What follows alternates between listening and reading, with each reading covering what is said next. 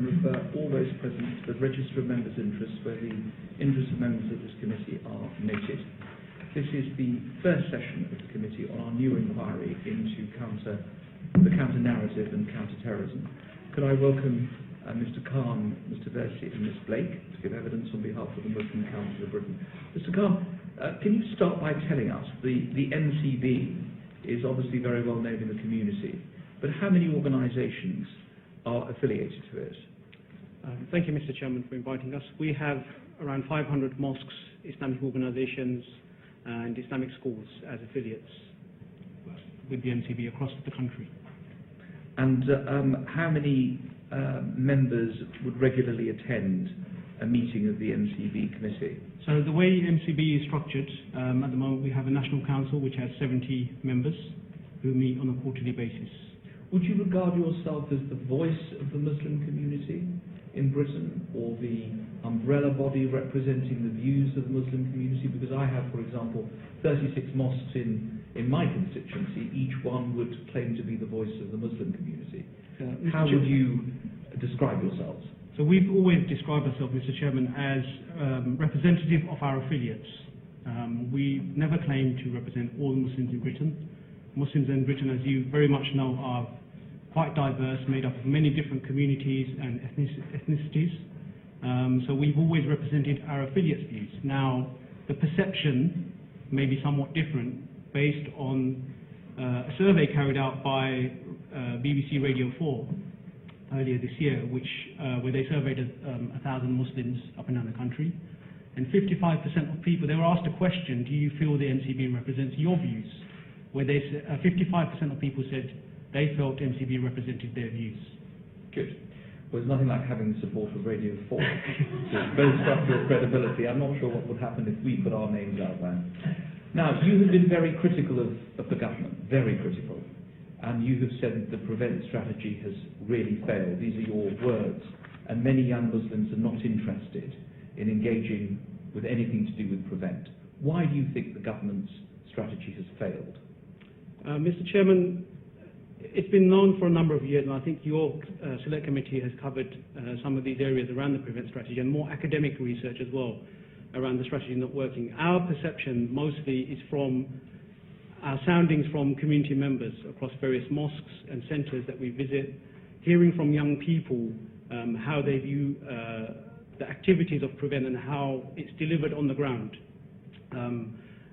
For example, PREVENT officers visiting institutions when, for example, a speaker is listed to come and talk at a mosque. I know one particular case in my borough where a speaker was listed and they were contacted by the local PREVENT officer saying you shouldn't really have this speaker, etc., and so on, without any real evidence provided. But I can give a bit more. Maybe I can hand to my colleague. Well, I was going to ask Mr. Versi, you go further than Mr. Khan in talking about a failure of PREVENT. You say that there's an alienation or organisation, you speak on behalf of the organisation, that the new strategy risks alienating the very people needed to confront Al-Qaeda and Daesh. In other words, the community itself. That's a very serious charge from an organisation that is supposed to be the umbrella organisation for British Muslims. Thank you very much, Mr. Chairman. I think that Muslim communities across the UK seem to be saying very similar things. We have many mosques, for example, who, when they do community cohesion events, such as interfaith events, have counter-terrorism police coming to them, and that's part of the PREVENT strategy. We have situations where young people at schools, especially when it comes to the PREVENT duty being made the statutory duty in education, we have many people within schools having very unfair and discriminatory practices against them. There are a lot of case studies that we provided to David Anderson, the independent reviewer of terrorism legislation, and we can share some of those right now if they're of interest. All of these are, for example, a young teacher who, for example, was teaching physics, and a Muslim young child asked about nuclear fission. He was asked to be referred to the counter-terrorism team. Now, these are things, and I can give you many more examples if you'd like to go into that further. Well, we'll go into that. We will go into it further later on in the evidence sessions. But you're actually telling us that the decision of the British government is making matters worse. I'm saying that what we are being told by our affiliates, as well as other stakeholders across the country, is very similar, and that is that there is a risk that it is making it worse. The people are right now across the country are very worried in ways that I have not seen previously, and when there is that view that's coming from our affiliates, from young people, from older people within the community, it is of course worrying. It's something that's important to share, because we all want to keep our nation safe. And if there is something that's coming from the government that might or has a risk of doing something which is different, it's something that we think is important to raise.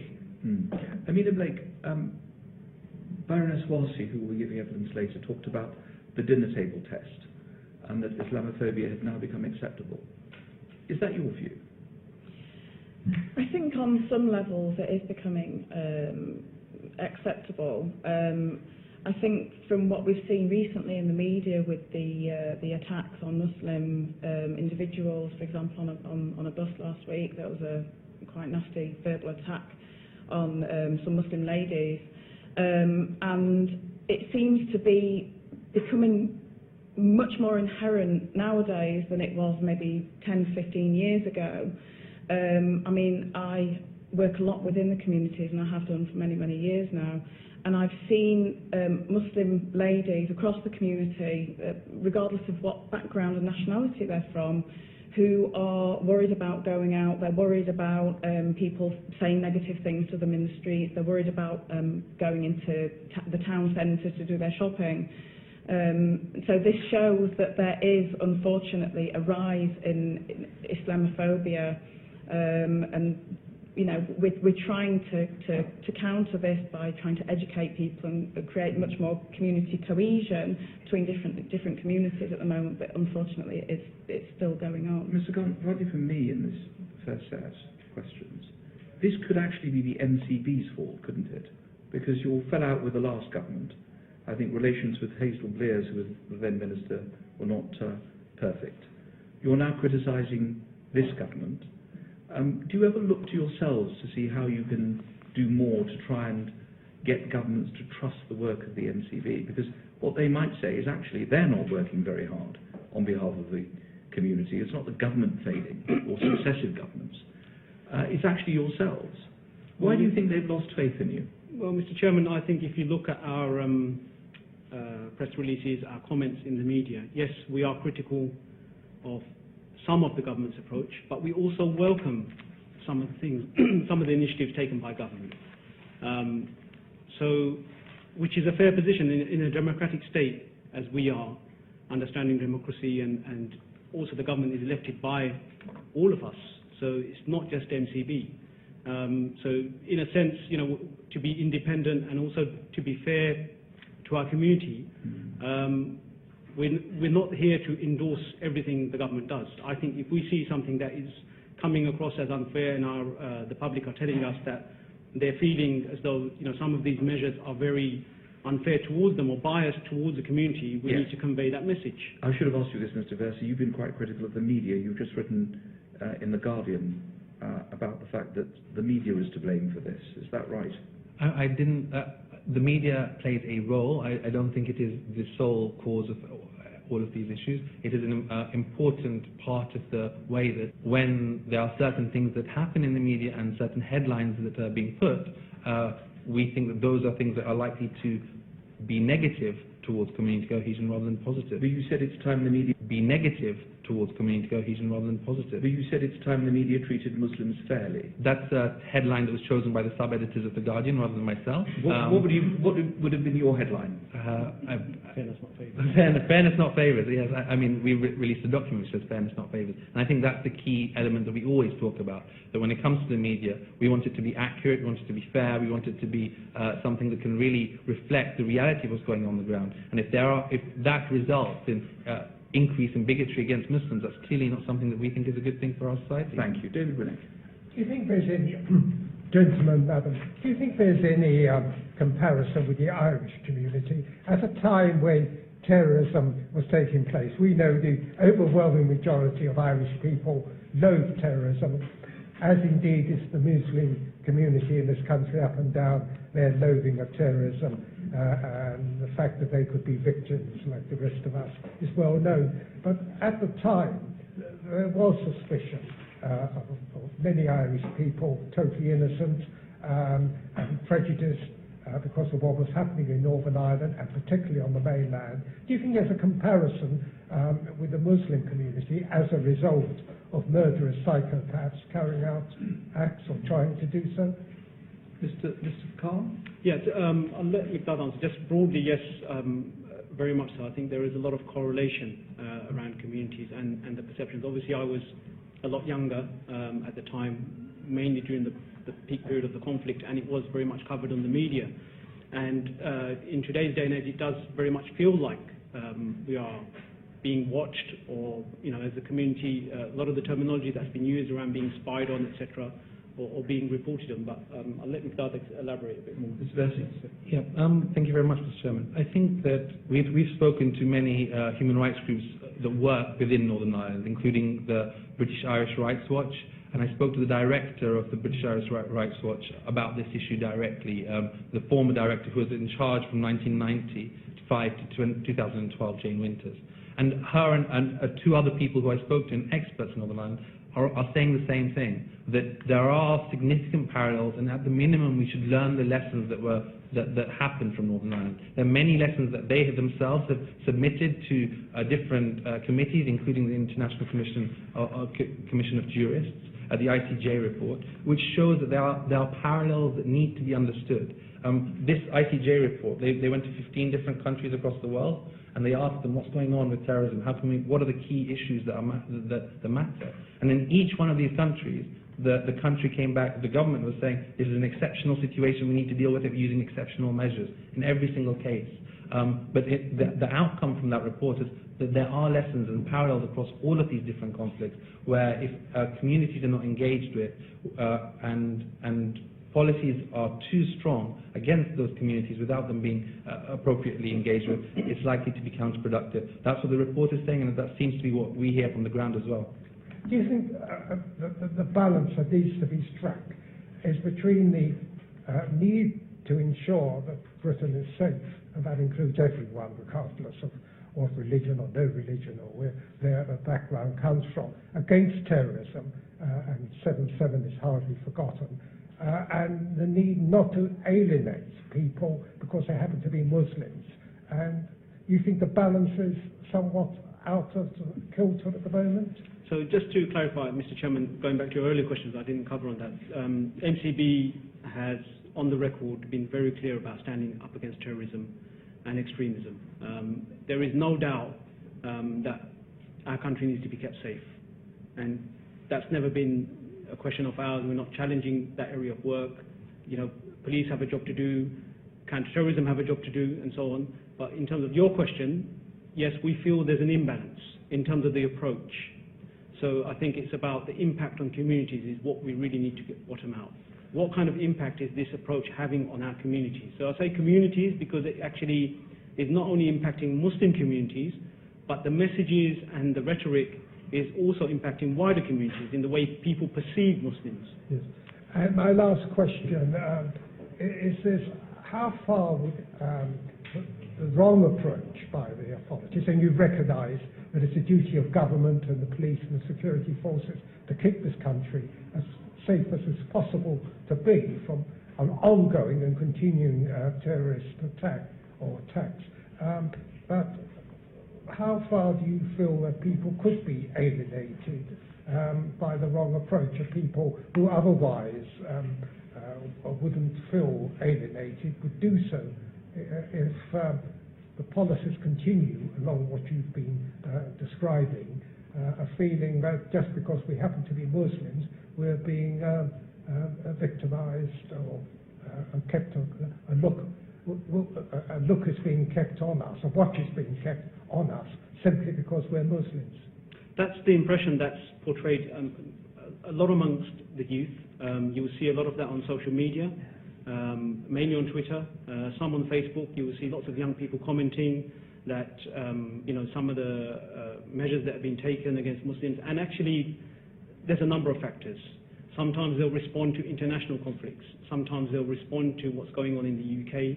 And very much we live in a very active media environment now, where lots of people are on social media. And we know social media has played a big factor in terms of extremism as well, and people going abroad. So all of these have played in. So some elements have taken it a step further, and some elements are sort of building up their tensions internally, and building up their sort of anger is building up in terms of the way they respond. Thank you. Tim Lawton, then Nashar. The MCB, I gather, is organising a special conference with grassroots Muslim community groups and leaders to facilitate a response to the problems of terrorism. Is that right? What brought this about, and what's the intention, and what you're going to get out of it? So for a long time we've been looking at these issues and trying to find out how do we best articulate the views of the community, understand what the community is thinking in a more measured way, in a way that balances the different concerns that are there within the community.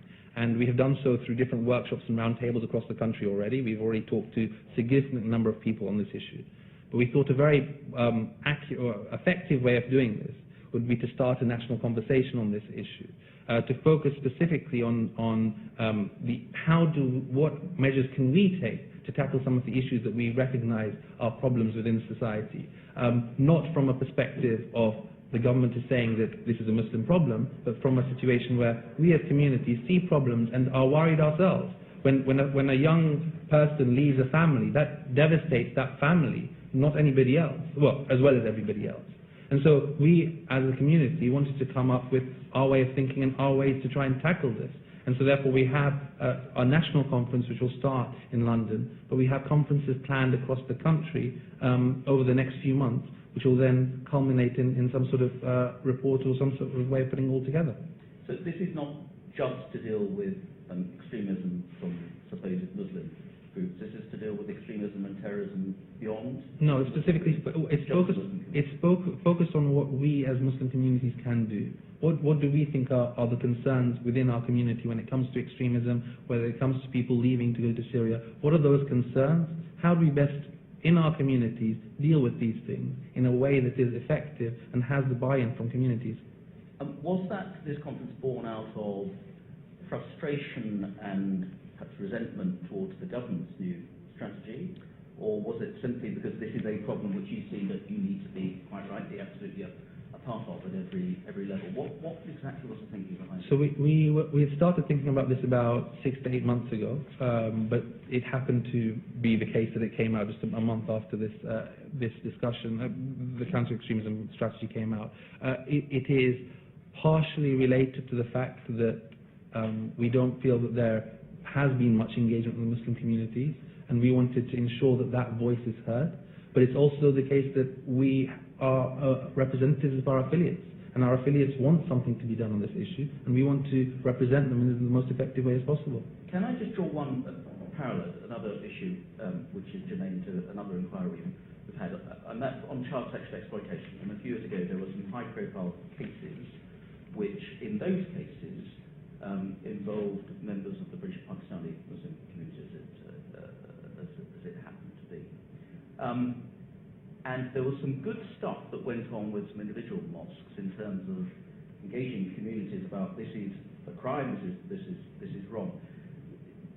Did the Muslim Council do similar things there, and are there parallels to engaging right at the grassroots to challenge people that what is happening here is wrong, it's a crime, and we all have a duty to stand up to it? Very much so. I think we weren't of the view, and I think this is where some of these incidences, whether it's child sexual exploitation or terrorism or extremism, to keep them separated. I'm going to adjourn the committee. We're going to vote, and we will return as soon as we are quorate. Order, order. The committee is adjourned. I heard you when you said earlier that you're not representative of all Muslims and you're representative of affiliates. However, even whilst representing those affiliates, what do you feel are your shortcomings as an organisation, and what might your failures be? Mr. Khan? I think, as pretty much much a community organisation. We're not really much different from many other voluntary, self-funded, independent organisations. And many of the challenges that we face are really around managing our resources and lack of. So as an organisation, MCB operates pretty much self-funded by its affiliates, who are themselves self-funded. So we don't receive any funding or big grant supports, etc. So we do what we can within the limitations that we have as sort of our capacity, really. So even us three here, including the leadership of MCB, no one is a paid staff. So we do everything in our own time. And that's really our commitment to the community. You know, that's really donating our time for a cause we feel needs to be served, for not only for the community, but I think for wider society as well. Because yeah. I was thinking more along the lines of, in terms of being representatives, why do I not see more women on your senior positions, and can you name me your top 5 women in those positions? We in MCB brought in a change, constitutional change, last term, where all of the affiliates had to elect. We elected 20% of women within the national body of MCB. Every national affiliate within MCB had to, out of the 3 delegates that they could put forward, 1 had to be a woman. So those were the requirements we could set as a body. Now, the responsibility then went down to obviously the organisations and to send the representatives. Ameena is here as a good example. We met that criteria within the National Council of MCB of having 20% women.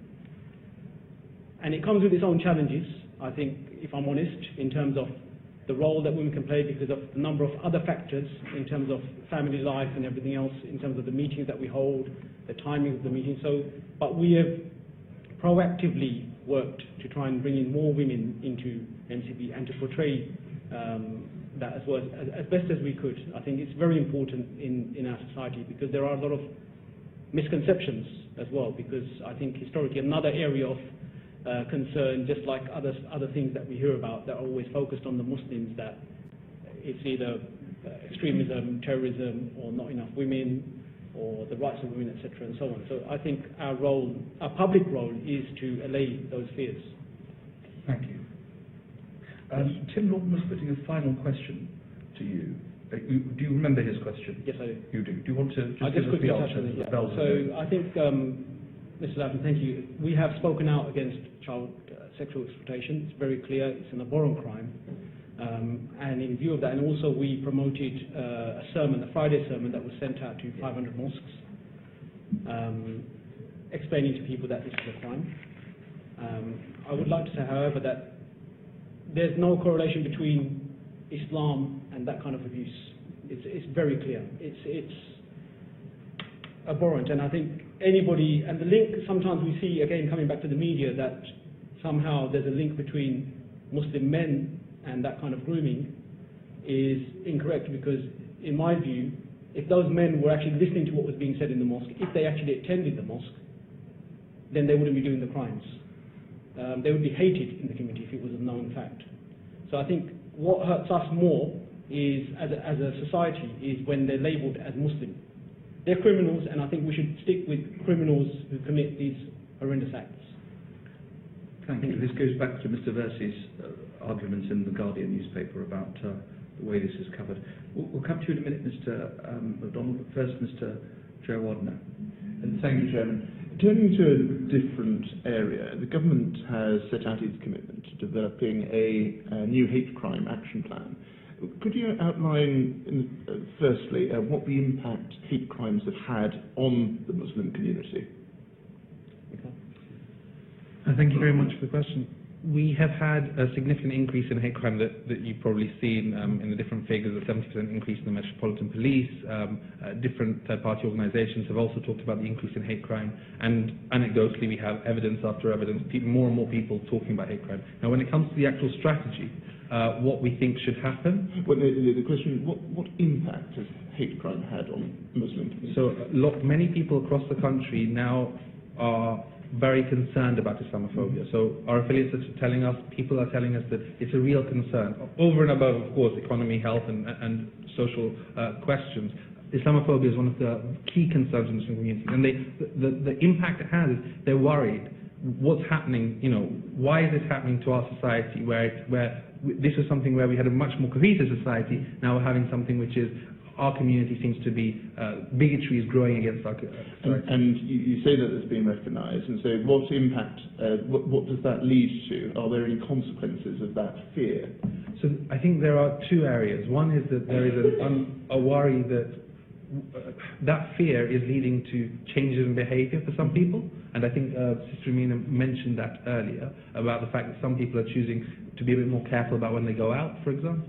But at the same time, there's also a worry that why is this not being dealt with, and are we different to other groups where more proactive work is being dealt with to try and tackle bigotry. And I think that second area is one that I'm a bit concerned about, and hopefully through the work that's happening with the government hate crime action plan and the very welcome development on the government has put forward about recording hate crimes and disaggregating them by religion, hopefully that will help in that second category. Do you think that this is the hate crimes and the fear of hate crimes is leading directly to extremism? I think it would be difficult to make such a jump without knowing that for sure and without investigating. I think it's very important to have evidence base to justify this.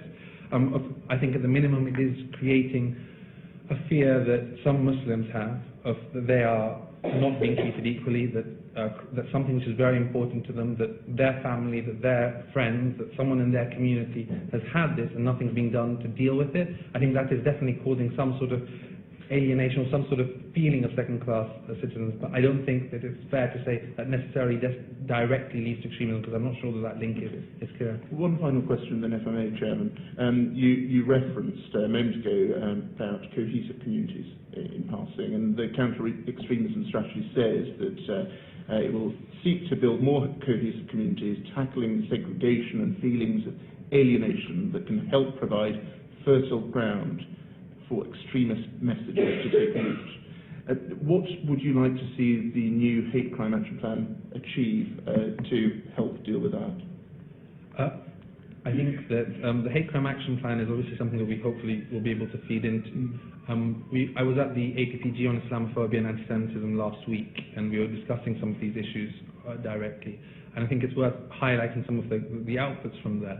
But one of the key things I found quite fascinating was the fantastic work that's being done on anti-Semitism. It is a bigotry and a crime that needs to be tackled very, very seriously. And very good work is being done on that. I think one of the key things that we would be hoping for is equality, and hoping that the same thing could also be done against anti-Muslim hatred and Islamophobia in the same way. And we'd hope that that equality would lead to real fantastic work that again can help create that trust with communities and that can help allay some of the fears that many people have. Thank you. Stuart MacDonald has supplementary, then Sugar and Mona. Thank you very much. Mr. Versi, earlier on you gave some examples of case studies that you referred to, Mr. Anderson, and you also spoke a little bit about the potential risk of the government strategy actually alienating people. A couple of criticisms have been made of the strategy, and I just wanted to have your comments on them. First of all, some critics say that by lumping together cohesion strategies with counter-terrorism, it sort of validates a view that if you're taking part in community cohesion events, you gave the example of an interfaith event, you're somehow going along with the view that the Muslim community is at risk of being targeted. Do you share that view? Is that a fair criticism? Yeah, that is a criticism that we have had. I mean, I think it's very, very worrying. Many of these issues actually came up in Ireland, in Northern Ireland, according to the discussions I've had with people there. And what we have to try and distinguish between is this idea of what may be seen as social conservative practices, or sometimes further more than that, extremism and terrorism. I think that they are different categories. They need to be dealt with differently and not be seen through the same light. Just because someone happens to have a very conservative perspective, which I may radically disagree with, doesn't necessarily mean they're likely to be a terrorist. And I think that we need to distinguish between the two, tackle them separately. And when we do tackle them separately, we are more likely to be able to succeed, because I think that's going to be more effective and less counterproductive.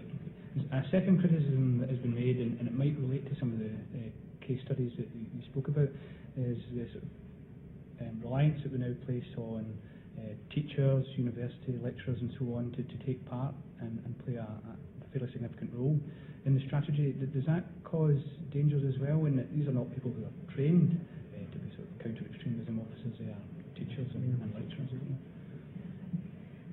I think very much yes. I mean, I come from an educational leadership background, and the teachers that I've spoken to feel completely at sea when it comes to dealing with these type of issues.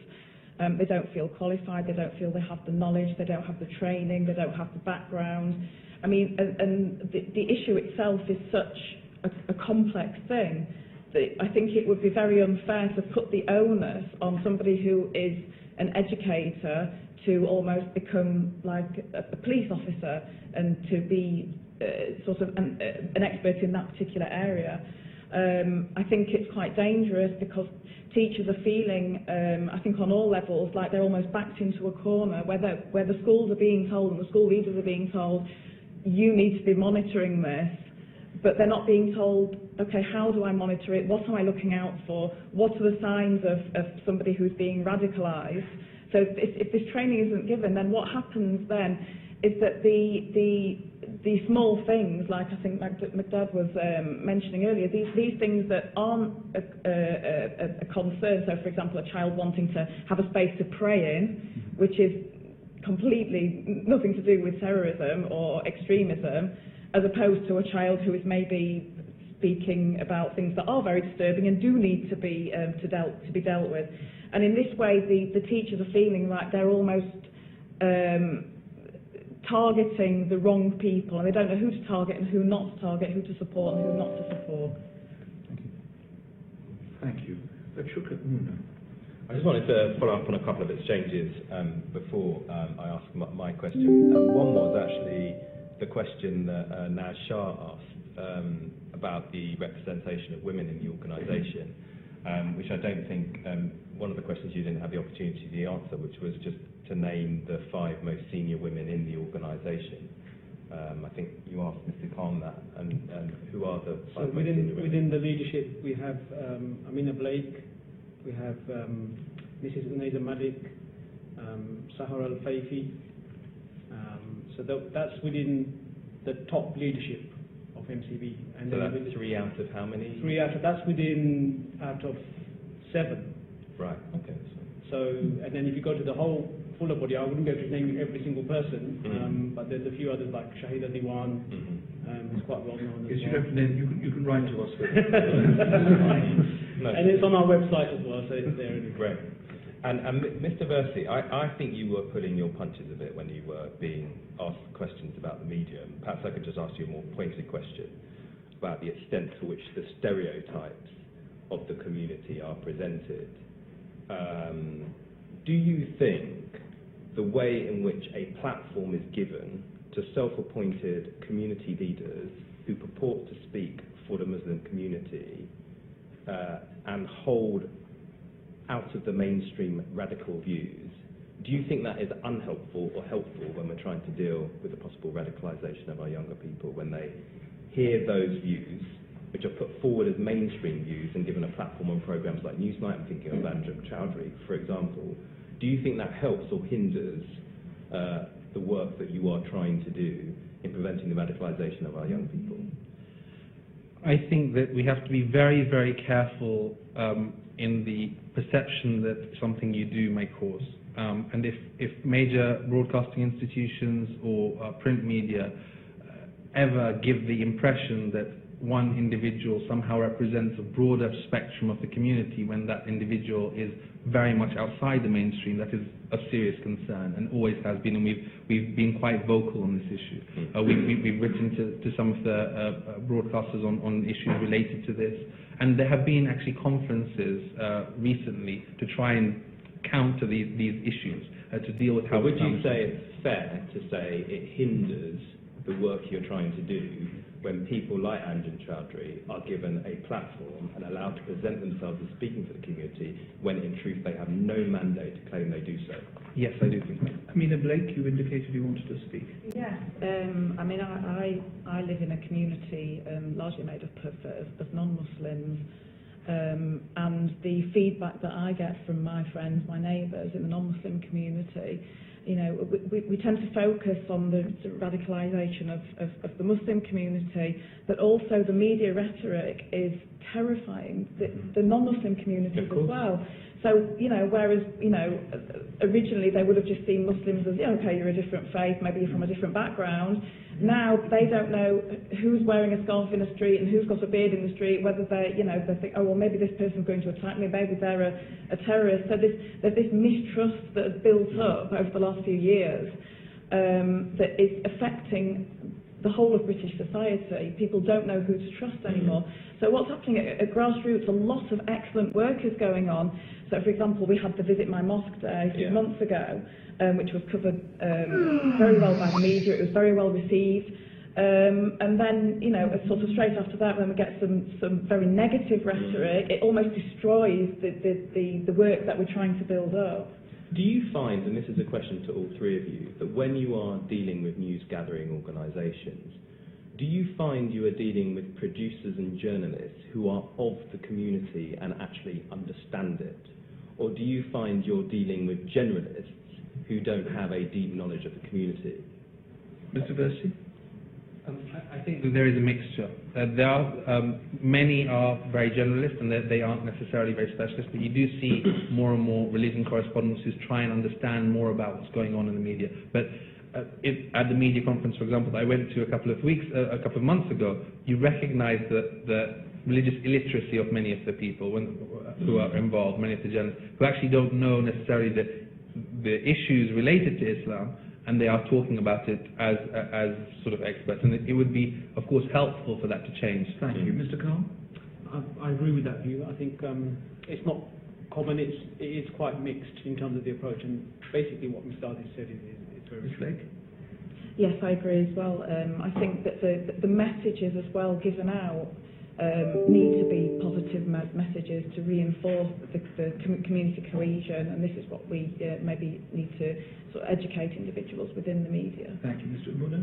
I was asked the question I actually was going to ask, which was, I mean, I know that one of the criticisms that the MCB has had of the government is which organisations they converse with to get a sense of where the community is. And, you know, some are seen to be representative of the community, others aren't. For example, Quilliam, for example, there's a lot of discussion as to whether they really represent the views of the community. And you've said in that regard that you feel that some key Muslim groups have been shunned or haven't been engaged with properly. Which are the key, or, you know, the key groups that you feel are shunned? Which groups are these that you don't feel? Obviously, apart from the Muslim Council of Britain. apart from your good Mr. Khan, not a whole list, but just quickly. Yeah, I mean, I don't really need to name people. I think it's probably in the public domain as well. Quilliam is a think tank, so I wouldn't necessarily say they're a representative organisation, and that's what they qualify themselves as. From our perspective, there are organisations and mosques up and down the country who haven't been engaged with. What we've been saying consistently is that if the government is going to be bringing out new laws and legislation, they should be talking to all communities. So just like any other public service that carries out a consultation exercise where everybody has a chance to contribute, similar to select committees. Everyone should have their say. Thank you. David Winnick is a supplementary, and then Joe Ferry. Recognising that it's certainly inane, to say the least, for people to condemn Muslims in Britain because of ISIS or other terrorist, murderous groups. Do you accept that there is a danger that because of the situation in the Middle East, Israel in particular, there is a growth of anti-Semitism amongst a number of Muslims, and it's equally inane, presumably you agree with me, that because you disagree, I happen to disagree very strongly myself with Israel's policies, that's any excuse whatsoever for any form of anti-Jewish hatred. Mr. Khan, yes. Mr. Chairman, during the height of the Gaza conflict in summer 2014, There was a fear, especially expressed by the Jewish community and the Board of Deputies, around some growth in anti-Semitism, which then led to us meeting with them and us coming out with a joint statement asking for calm within both communities, and that expression of protesting against these kind of actions by Israel and vice versa is something you can do, but within peaceful means. But there's no specific evidence to say that, specifically from the Muslim community there's been a rise in anti-Semitism. Thank you. James Berry. Yeah. The Muslim Council for Great Britain, you're not a pressure group, you're a leadership organisation, aren't you? When you say, yes, we're an umbrella organisation. Yeah, and you provide leadership in the community. And you show leadership, for instance, by issuing statements condemning acts of terrorism perpetrated in the name of Islam. Yes. And I always point people to that when they say the Muslim community isn't doing enough to condemn, because it's always on your website there, almost straight away. But in that leadership role, you do have a responsibility, don't you, to act with others, including government, to create the counter-extremism narrative. And so far, that narrative has not been entirely successful from all the stakeholders. So I accept you have criticism of what the government's doing, but what have you done that has not been successful, and what do you think you could do to create a better counter-extremism narrative? We have done many different things at grassroots to engage, to try and engage communities within the process. Not only the statements and the press releases that we've released as well, but also the dialogue that we have within different communities is a very, very important method of trying to move forward. Sometimes we will face that communities don't engage as well as, and I think maybe because of the fact that they are voluntary organisations, they're busy sort of doing their own, running their own centres, etc. So this is one of the challenges that we've faced, which is much improved now. Sorry, I was just going to add, and it was mentioned earlier by Mr. Loughton around this conference that we're organising in November to actually understand counter-terrorism and extremism and come out with a follow-on would be a narrative. Well, actually, when you say counter-narrative, I think some of that has already been covered by many imams and scholars up and down the country, which is widely available on social media, where basically the majority of mosques and communities up and down the country have condemned ISIS, do not believe in this Islamic State, as they call it. It's very, very clear from our perspective, and maybe that message isn't going out wide enough and clear enough, as you said, and if you help us promote it, I think it will be much more effective as well, and we need more of that. Okay. Now, you mentioned about the police being a bit heavy-handed in dealing with a so-called extremist speaker. Do you assist the police and the Home Office in identifying extremist speakers and identifying radical material online? Radical material online, we're not really resourced as such. If we were to be aware of anybody, even as an organisation or as an individual, of anyone breaking any crime, breaking any law, we would have to report it as a crime. I think that's a duty on us to do, irrespective of which category it fits. Mr. Berry? But just to return to my question, do you assist the police and the Home Office in identifying extremist speakers first? When you say the Home Office, could you just clarify in the sense, because obviously there's no, Home Office isn't the place where we report crime, so okay, it would be the police. Do you assist the police in identifying extremist speakers? Yes. And do you assist the police when you find and see radical material online, which, to be fair, actually an imam in one of our local mosques yes. showed me. Do you, like he does, assist the police yes. in identifying that material? Yes. Yeah. Okay. Thank you. Ameena Blake, you supported the idea of the Islamic scholar Mohammed Tahir ul-Qadri, that British Muslims should take part in a peace march to show that they don't, to quote, quietly condone terrorism, which was the suggestion that people said the Prime Minister was making. Why should people have to go on a march in order to show that they don't quietly condone terrorism? I think that it's very much part of British society that when we speak out, we do so in a peaceful manner. I mean, I've been Muslim for 23 years, but even before I was Muslim, my parents used to take me on sorts of various marches and etc.